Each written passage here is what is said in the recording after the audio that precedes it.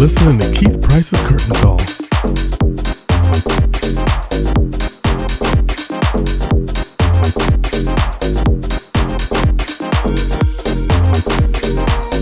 so we are here. Are you ready for me, Mama? You got me on?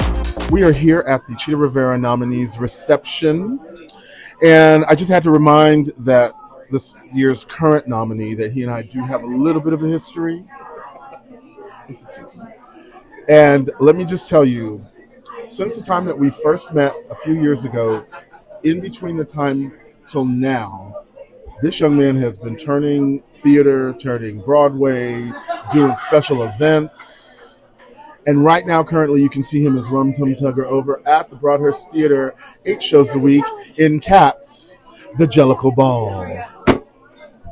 I had to do that because that's what you do at a ball. That's what you do at the ball. When you come to the ball, honey.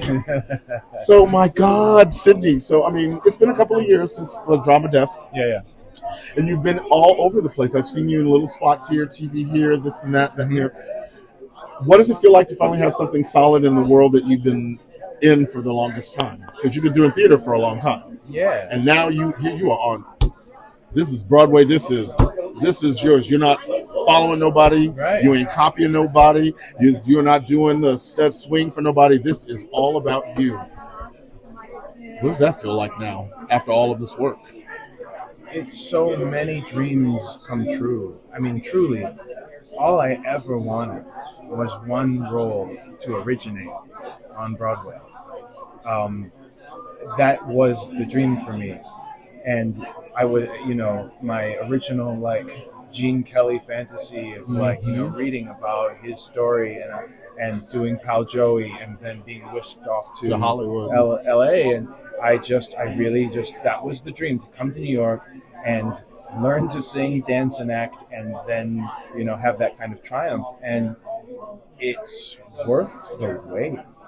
It really is, because this was always waiting for me here in the future. And because what is meant for you, and y'all better not go nowhere and come back. Y'all better get your girl over here. Henny. Yes, you better get over here, Henny. Listen, they walking past us like they don't know. Right. In sunglasses. Yeah. Mm-hmm. They don't interrupt my time with Sydney. They know. But then we'll get them. Anyway, but no. You said something that I think is so important, and that is something that a friend of mine said to me many, many years ago, and that is, what is meant for you is meant for you. Yeah.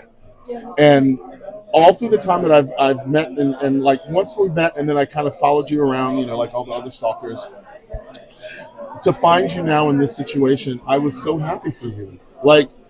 And now to know that your dream was to originate a role, and then to get to see you originate a role, and originate a role in a show that people for many years poo-pooed. Mm-hmm. Absolutely. And this revival, when I say revived, baby, resurrected. That's honey, it has come from a revival to being a whole other beast. Yeah. That's what I love about a revival. And what you're getting to do, I'm sure, is just beyond. It must be beyond exciting, because you're working with legends. On legends, so many levels, so many different levels, and so many different places. What I love is that the underground has become above ground. Yeah. And everybody's being celebrated in a way that 40, 50 years ago would never have happened. No. And has never happened before 10 years ago. No. I mean, the kind of trans femme empowerment we have on that stage right now has not happened on Broadway before. I'm the first Black Rum Tug Tugger. Maybe VIP for you. Thank you. And the Rum Tug Tugger needs to eat. Can I just tell you, Sydney James Harcourt is the first person ever in my entire interviewing history to be served a meal. To be served a meal during the show, during the moment. Y'all don't understand. This is fierce for me. I don't, listen. Let me say, because if y'all have seen Rum Tug Tugger over at the Broadhurst 8 shows a week doing what they're doing, you understand that he needs to eat. He will do as he do. As he do. But how wonderful for you. I love the fact that, again, I can look at you and say that you're somebody that I met in, I guess, the middle part of the development of what your career has become, to see you now sitting on top of Broadway. How fucking fierce is that? That is just fierce. It's still just sinking in, and my family is deliriously happy for me. You know, there was definitely a time, like prior to Hamilton, where I was so down, and I told my mom, I'm like, I want to come home. I don't want to do this anymore. I just don't. And she was like, absolutely not. You are not going to give up on your talent. You are not going to give up on your dream.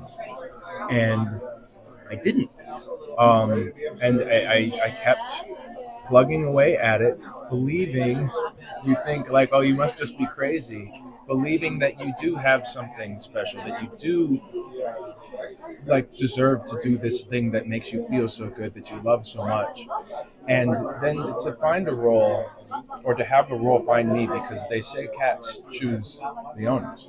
To have Rum Tug Tugger choose me and have it be all the things that I am, a mix of my club kid past of just moving to New York and going out all the time, to all of the vocal styles that I learned singing in wedding bands, to the dance classes, the relentless acting training, and then learning how to sustain 8 shows a week through doing countless shows. This really just is sort of a culmination of that belief in myself, and the belief that I always try to impart to every kid I meet, to every actor I meet, that if you always do your best work, it will not go unnoticed. And I feel like that faith has been rewarded, and I'm grateful and honored to be here and seen for, you know, what I bring to the table, and embraced by the Broadway community that has watched me grow here.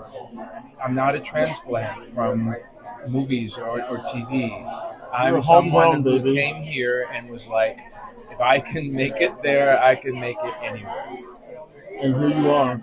Here you are. So again, you know, this is our second time basically running into each other. But Time actually, not our last. But it will not be our last. I hope that it's not our last. Again, like I always do these things, and I feel like when I walk away from talking to people like you, that I feel like we've made a connection and such, that if I see you out in that world doing whatever, and I give you the wave, you're like, oh yeah, that's that bitch. Yeah, I love it. Hey, little queen, hey! And know that I'm out here cheering you on. Cheering you on. Yeah. So, y'all, Sidney James Harcourt, popping in, Cat's Jellicle Ball. Dare I say, I'm going to say it now, because the Tony nominations come out tomorrow. There might be a featured performer or something. I don't, I'm not one to be, putting that out there. I'm just saying, but it might happen. And if it does, how fucking fabulous. It's a long shot. It's a long shot. We love an underdog. But what a fucking cherry on the top of that Sunday for you. Yeah. Fabulous. Thank you so much. Of course. Sidney James Harcourt, y'all. Wait.